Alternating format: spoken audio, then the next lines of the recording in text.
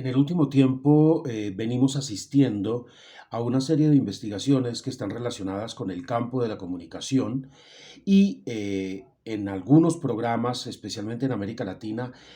hablamos todo el tiempo del programa de comunicación social, guión periodismo, programa de comunicación social y o periodismo. Y frente a esto nos hemos estado preguntando cuál es el lugar que se le da al periodismo frente a los estudios de comunicación. Pues porque se centran estos en el campo de la comunicación y en algunos espacios se relega a una mesa donde se analiza el periodismo de investigación, pero ahí nos surge la pregunta de, en términos epistemológicos, esa epistemología del periodismo, ¿dónde queda? Y frente a esa pregunta que nos venimos haciendo también nos surge otra pregunta que se nos hace muy importante y muy interesante, pensando ese periodismo que se practica hace muchísimos años, y América Latina en esto tiene una experiencia de larga data que tiene que ver con el periodismo empírico. Ese periodismo empírico que está compuesto de una serie de prácticas propias, prácticas emergentes, prácticas que salen del propio quehacer del día a día, y cómo esas prácticas empíricas periodísticas han forjado grandes voces del periodismo de mujeres y de hombres periodistas en América Latina. Y en este punto nos es muy importante, junto a la investigadora y profesora de la Universidad Tecnológica del Chocó, Katy Romaña, trabajar el periodismo empírico en el departamento del Chocó, en Colombia, haciendo un análisis de prácticas periodísticas desde medios comunitarios, alternativos, emergentes y empresas de comunicación. Y cuando nosotros estamos hablando de empresas de comunicación, estamos hablando también cómo, así sea desde el periodismo empírico, estas empresas periodísticas o estos ejercicios periodísticos están también compuestos de una serie de elementos que ayudan o no a su supervivencia. Y tiene que ver con esta cuestión de lo económico por un lado, por eso ahí es muy importante ese concepto de la economía política, de la comunicación y del periodismo, donde podemos empezar a ver cómo se sostienen y cómo se mantienen estas propuestas que nacen desde el mismo ejercicio, estas propuestas que nacen desde gente que desde muy tempranas edades nacen con ese gusanillo de dar a conocer la información, de dar a conocer todo lo que acontece y sucede en su entorno, pero no quedándose desde un lugar instrumental, también pasando a ese espacio de las mediaciones, a ese espacio de los significados, y también en el último tiempo, como ya lo hemos podido ver en unos ejercicios de exploración, cómo el sujeto pasa al centro de ese periodismo que se realiza en las regiones. Por eso para nosotros es muy importante pensar región, y en ese mismo contexto de pensar región, pensar territorio, y esos territorios cómo aportan a esas narrativas locales desde estos medios, muchos comunitarios, y ahí podemos encontrar el boom en Colombia a partir de los años 90 con la constitución del 91, y cómo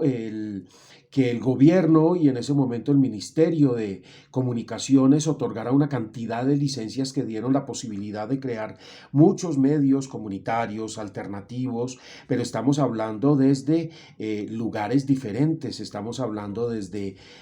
la televisión, desde la radio, desde la prensa, pero es en ese lugar último, el de la prensa, donde nosotros queremos enfocarnos para hacer un relevamiento muy importante de la existencia en este momento de cuál es esa cartografía periodística empírica en el departamento del Chocó, y desde ese lugar lograr reconocer cuáles son esos discursos que atraviesan, cómo sobreviven desde lugares remotos, desde lugares donde la circulación es otra, donde nos estamos saliendo de las burbujas de las capitales, ¿no? Y se está narrando de otras maneras. Y eso es lo que queremos ver, cuáles son esas maneras como se está narrando,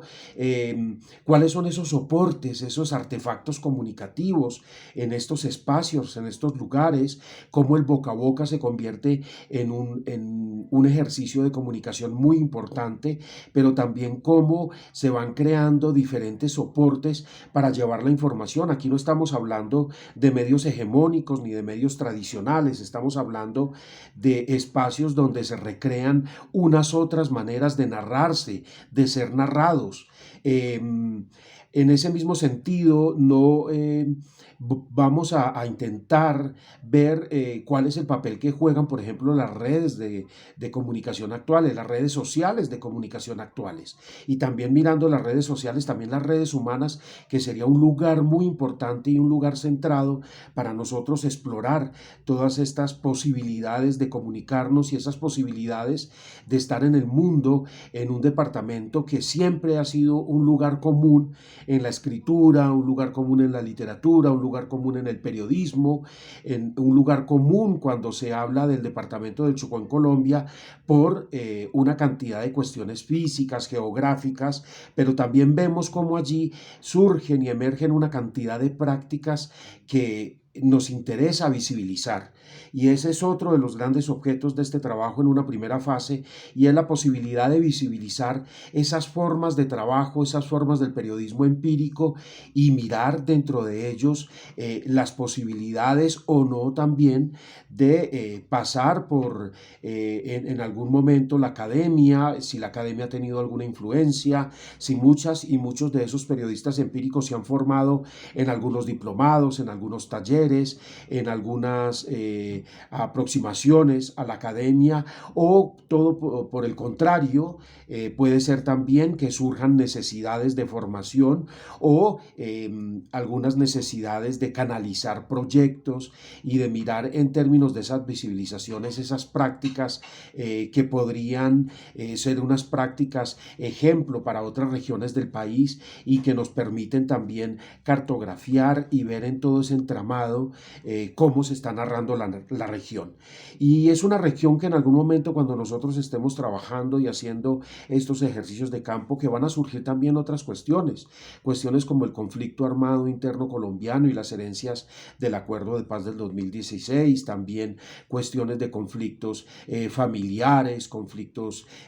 culturales, sociales, económicos y los demás conflictos que presenta el departamento. Así que ese es el cometido que nosotros tenemos con este trabajo, y por eso en este espacio y en esta ponencia queríamos dejar sobre el tapete todas estas cuestiones que vamos a abordar en esta primera fase. Muchas gracias.